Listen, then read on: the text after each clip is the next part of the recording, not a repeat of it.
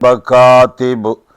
ان یکتب کما علمہ اللہ فلیکتب۔ سورۃ بقرہ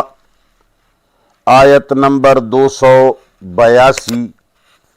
اور پارہ نمبر 3۔ اس کے اندر اللہ تعالی نے لین دین کے مسائل کی تفصیل بیان کی ہے۔ سب سے پہلے تو مسلمان اس بات پر غور کریں، ہر بولنے والے اور ہر چیخنے والے کی آواز پر لوگوں کو یقین نہیں کرنا چاہیے،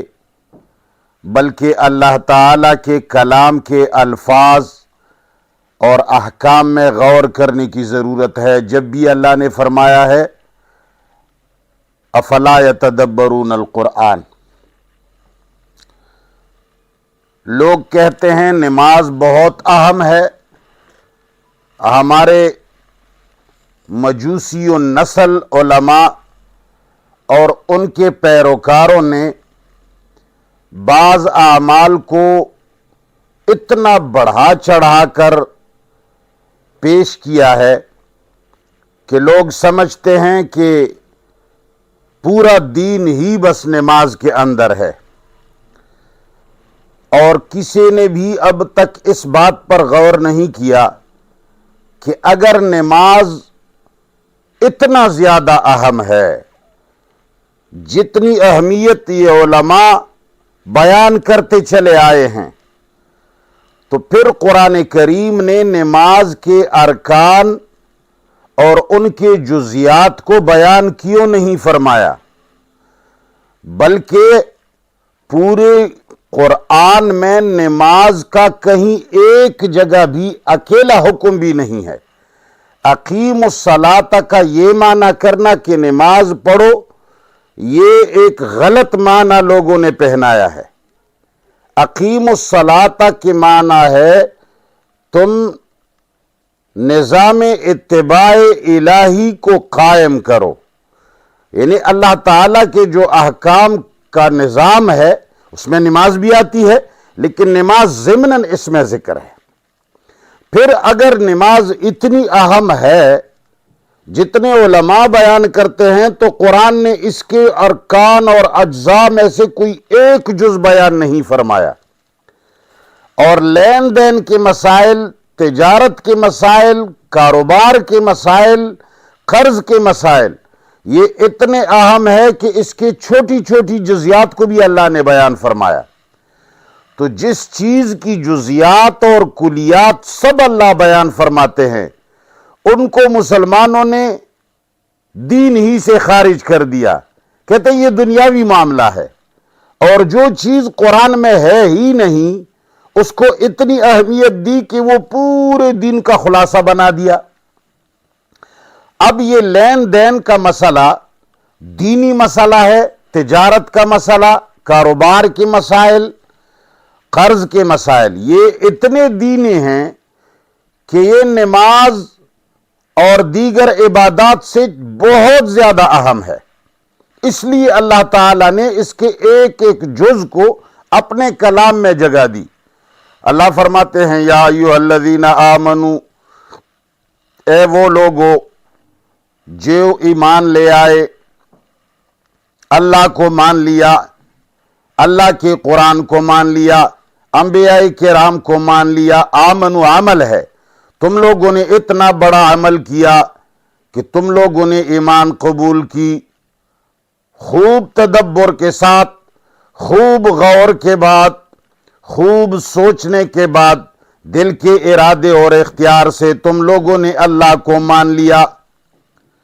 جب اللہ کو مان لیا ہے تو آگے پھر سن لو، اذا تداینتم، جب تم قرض دیتے ہو، بدین، کوئی قرض،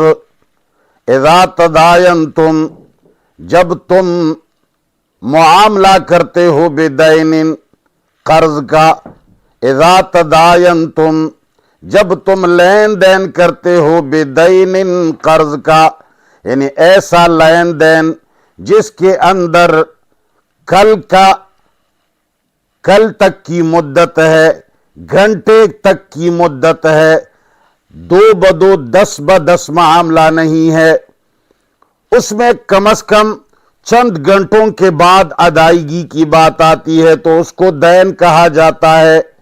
اللہ نے فرمایا اذا تداینتم،